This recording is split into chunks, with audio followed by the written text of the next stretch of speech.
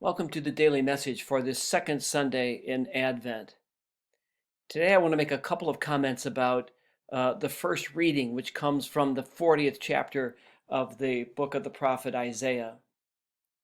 If you look at the very first sentence, it says, "Comfort, give comfort to my people, says your God." And part of our call as Christians is to give comfort to those who need it. We all know that there are people around us who are struggling with many different things, who are struggling with illness, who are struggling with isolation, who are struggling with addictions, who are struggling with marriages, or who are struggling being parents. It is our call and our job to give them comfort as best we can. And then the first verse in the second paragraph of the reading, a voice cries out, "In the desert, prepare the way of the Lord."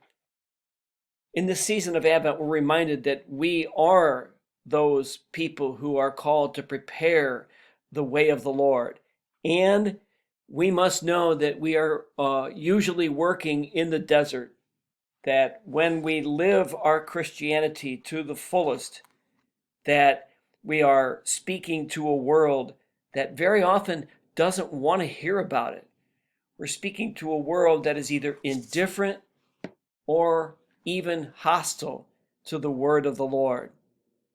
But we're called by God to proclaim his good news and to give comfort anyway. And so my encouragement today is that we not stop. We may be discouraged. We may feel like we're baying at the moon sometimes when it comes to being a force for good for Christ in the world. But we should never stop. We should always continue to do the right thing and to listen and to respond to God's word and to give comfort to his people.